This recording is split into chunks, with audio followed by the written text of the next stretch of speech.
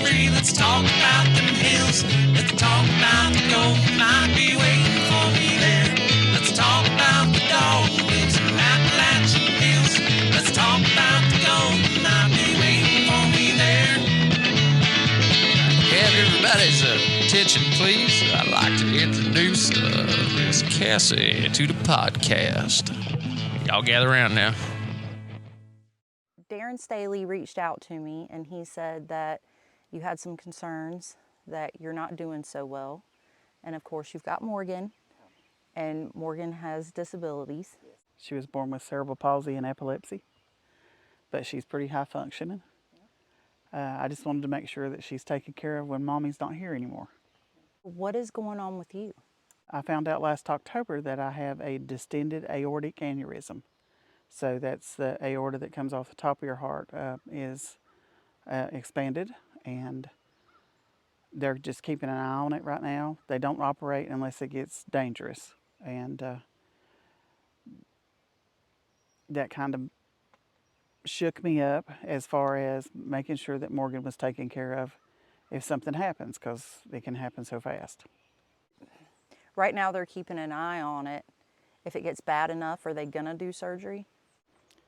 It'll be discussed at that time, is how he said it. But honestly, I don't know what they could even do to. I mean, we didn't discuss that. What they could do to maybe even repair it or slow it down. Right now, it's like at a 4.3, and they don't really do anything till it's a 5. I don't understand that part of it either, but I just know that it's part of that vessel that's actually just pooching out and could rupture. So. And that's got a heavy toll on it just emotionally itself. And then with Morgan's concerns, that makes it worse. Yes. When I came back from that doctor's visit, and then Savannah and I started talking about, which Savannah is my oldest daughter, let me put that. She's 8 years older than the twins. Morgan has a twin sister, so I have 3 girls. And Madison, yeah. So it was always understood that Savannah would be Morgan's guardian if something happened to Mommy. And so we went to go put that in writing. And I told Morgan's social worker, and then the lady who supervises me from the company that I work for, were here, and we told them about what we were doing, and they looked at each other kind of funny. And I said, okay, what do you need to tell us? And she said, well, it's not going to work. And Savannah, let me say, too, that she's been a paid caregiver for Morgan since 2012. The House bill that we want to talk about today, House Bill 543, was passed in 2013. That doesn't allow a family member, a non-parental family member, to have guardianship of a person and be a paid caregiver. And the whole thing was that, Savannah could be a paid caregiver and take care of Morgan. And their household be settled and still be like it is now. But they informed us that that could not happen because of this bill. What exactly does the bill say? It's not intended to prevent families from looking after family, right? Right.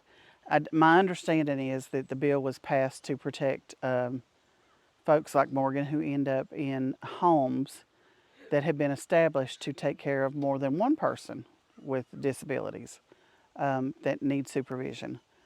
So like, there are homes around that, have up to, I think they're allowed to have 7 in a single home.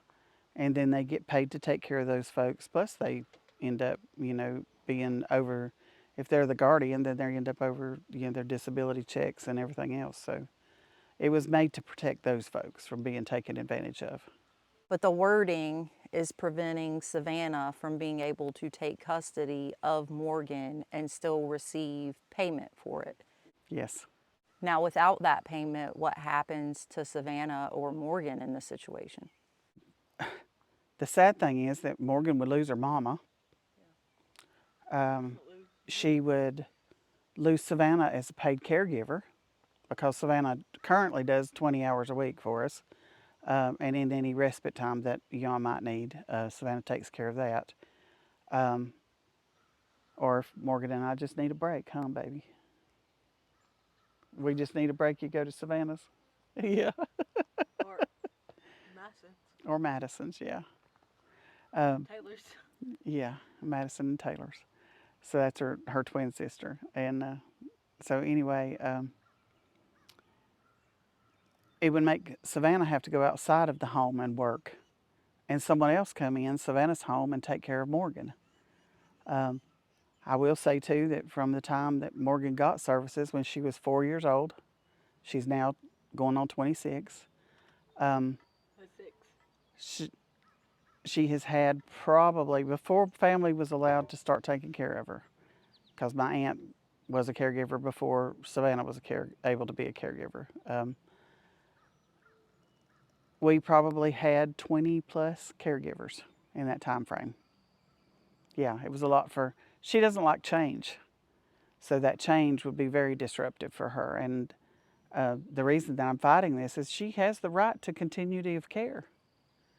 And then also, there are other folks out here that I know don't even know this law exists and how it's going to affect their families when they're gone. And these families are going to be just uprooted. They're just unaware. I have an autistic nephew, and he's severely autistic. He's nonverbal, and I had no idea that this was a thing. I would not have had I not been wheel planning, to make sure that she was taken care of. Had this health scare not come up, we would not have been aware of it. We would have just gone along thinking that she was going to be just fine. You reached out to the North Carolina General Assembly, and what did they say? No new laws or no new bills, nothing new could be introduced this session. That they were taking care of things that had already been proposed and that kind of thing, but yet they have passed, at least I know of, 3 new things. Well, we had to move inside because the cameras fell apart. Was about to overheat. All right, so you were telling me that you contacted the North Carolina General Assembly. They said that they won't pass any new legislation during the short term. Is that correct? That's exactly what they said, yeah. Who did you speak to? I went to look for different chairs of different committees because I wanted to get a hold of offices that had clout. The main thing I wanted to do was to make sure that if I did raise enough concern among these folks that if someone heard House Bill 543, their ears would perk up and then maybe they would listen to the conversation and add anything that, their concerns. That was the main thing I wanted to do, get the conversation started. But yeah, my representative for this district actually was Ray Pickett, and I talked to his office. They were very helpful. And then Ralph Heiss is also our senator, and that office was, very, very understanding, very inquisitive. She even called back and asked more questions about Savannah and that situation, as far as, like how long she had actually, and was she working for an LLC? And yes, she does work for an LLC. We both work for the same LLC taking care of Morgan. So, but yeah, different chairs, Dustin Hall, Bill Raybon, Eddie Settle's office, Phil Berger. Then I started on the next list, which is Natalie Murdoch. There is actually a lady here in North Carolina who is over the disabilities committee, and so I got a hold of her office, and that was, let me see, Lisa Grafstein. Grafstein is disabilities rights my understanding was she was even a lawyer before she was a senator. So then come to find out in my research and talking to folks about it, and other folks talking to me about it, because there were some that were real receptive to everything that I was saying and helping me look up. There's only one representative that's still there that was even on this bill, and that was Abe Jones. So I was like, okay. So I've left messages there, but no response back from there at all. And sadly, no call back from Lisa's office either. I told her, I said, I understand that you don't represent me in this state of North Carolina, but you do represent my daughter when you're sitting on that seat that you're sitting on for the disability rights. And that's why I'm calling your office. If they don't get to this on the short session, then they would address it on the long session. How long would that take? January of next year before they would even look at it, is what they told me. And I've called back for 3 different weeks to different offices, trying to get, to raise awareness, like I told you, so if somebody heard someone else mention that it would raise flags or eyebrows or whatever. And they know that your situation needs an immediate response. That's what I told him. I said, have no fear. We are not going away. This is not going away for Morgan and Savannah. So Savannah will pick up the ball, but I may not be here January of 2027. That's the facts. So I just want to try to get this taken care of for my children. And this isn't something that would just impact Morgan. This has got to impact other North Carolina families, ones who are hurting and in bad positions. Yeah.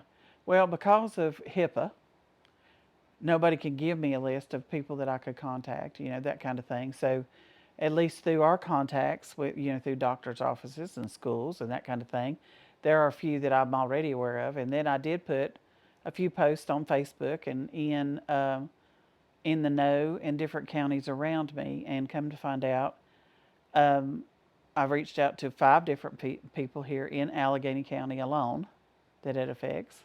There are 2 more in Ashe and 2 more in Wilkes. And that's just the folks that I know of. So how many more are there that I don't know of? And one all the way in the Beach, but that child actually lives, well, I say child, but he's grown, lives here in Allegheny County. But they will, it's a brother to the child that lives here in Allegheny County. So he and his wife will have a concern there, because the custody will be joint between him and his sister. And his sister currently cares for him. She's a caregiver. So it will definitely affect them. I'm really disappointed to hear that they're not doing anything more about it. Have there been any advocacy groups or anyone who's gotten involved? I have not reached out. There are several here in the state of North Carolina. I know there's a group in Davidson County that we've reached out to before, when I needed to know help. Help is so hard to find. And even the county, the school system here, Morgan didn't have a physical therapist for over a year because there were none available. There was no caregiver. So if you can't find a physical therapist, then how hard are, somebody wanting to come, trying to find somebody that'll stay a few hours with her in the evening until you get off your job, it's extremely hard. So with that, I've actually reached out. Someone had told me this group in Davidson County that helps advocate for folks like Morgan. And so they actually informed me that she had the right to physical therapy and for the school system to pay for it. So then we got her physical therapy back underway through them, through their advice. Because folks, they have rights too, And without folks like, their parents and siblings and other family stepping up for them, So I'm here for my kid, and I'm here for everybody else's kid. What is your plan now? So now, you've written your will, right? But there's nothing else that you can do outside of that to make sure that Savannah is going to be able to continue to get paid to take care of Morgan. What's the next steps if this doesn't get, if they don't do something with the law? There are ways around the law. You know, for us, what we're looking at right now, if something doesn't change, well, absolutely, okay. I have to take care of Morgan. So what we will do is leave joint guardianship to Savannah's husband, Bobby, and Madison, Hey, Morgan's twin sister. And Sam too. Sam's later down the road. Oh, road. Yeah. But So she's telling you guys that her nephew has stepped up and said that after Mama and Daddy, he will be the one to take care of Morgan. Sam, Yeah. Sam, remember Sam? And he's 13. 13, Yeah. 13. So he's got his Aunt Morgan if something happens there, he says. But he said that since he was a little fella. Sounds like you have an incredible family. Yeah. It's a great support system. I cannot believe that my state has a law that they're not willing to change when it's something that is this sensitive of an issue. I understand why the law is there. I understand it. I do, because it is so easy for folks to be taken advantage of. So I do understand why it's there. But I just don't think that it was meant for the purpose that it's being used for right at this moment. So that's what I would like to see changed about it. There needs to be an amendment to it that Morgan doesn't get lumped in with, or other folks like Morgan don't get lumped in like that. We're supervised. You know, they come in this house once a month, and they're welcome to come here any other time that they want to see that she's taken care of, you know.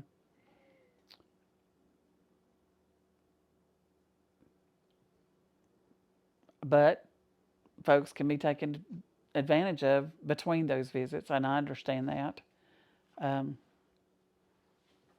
They are, you know, real active about watching over us, and it doesn't take much to see that she's not abused.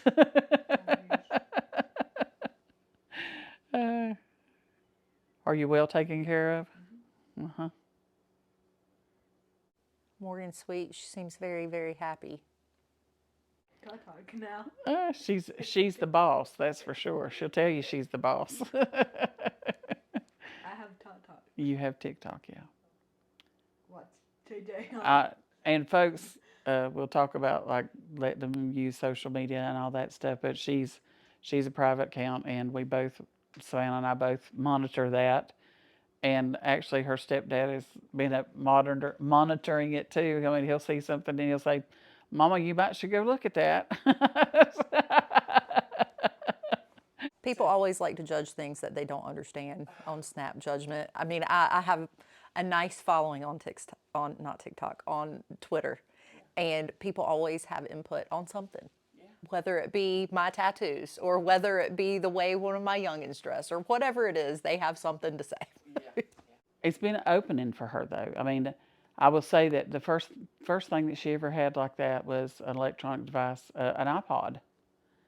And music opened up. This is a child who had 1 and 2 word utterances up until the 3rd grade, because where she has her seizures is the part of the brain that develops speech. To say that music brought her out of her shell, wow. To go from 1 and 2 word utterances to singing whole songs. So, yeah. TJ does. Yes, Morgan. Music is a cure for so many things. My mama, she had dementia, and once she got to that point where she didn't even know your name, you could turn on, you know, a particular song, and you could see it. You could see that she knew that song. And I mean, it's amazing. Can you explain to us real quick that how exactly does this particular, law work? So you get paid to take care of Morgan, right? Yes. Okay, how does that work? It used to be what they called CAP services. So for older adults, it was CAP services, and even for children. Now it's innovations through the state of North Carolina. So if they have disabilities so severe that they can't function in their own home or function out in public without the assistance of someone else, they usually qualify for, and you have to go through a process of qualifying. Morgan was qualified at the age of 4. Her disabilities will never change. Speech has improved, but as you see communicating with her, sometimes it's still a process of getting that thought process out. So she needs someone for that to help her finish her thought that is with her, and bringing in different caregivers is not going to help her in that process to grow, to continue to grow. I don't want people to think that this is a money issue. Morgan has rights to have continuity of care, and so do these other folks with disabilities.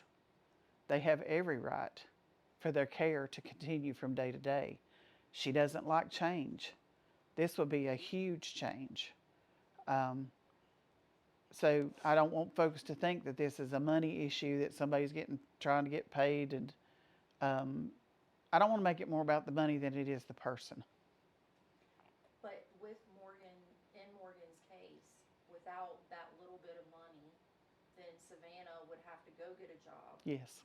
Would not be able to spend her time taking care of Morgan, and then somebody else would have to be paid to come take care of Morgan. Yes. I mean, she wouldn't even be, again, Savannah would not even be able to stay at home and supervise the care that Morgan was being given, because financially they could not do that.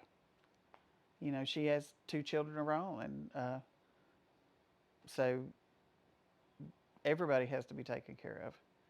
But more than anything, Morgan has to be taken care of. She's the vulnerable one.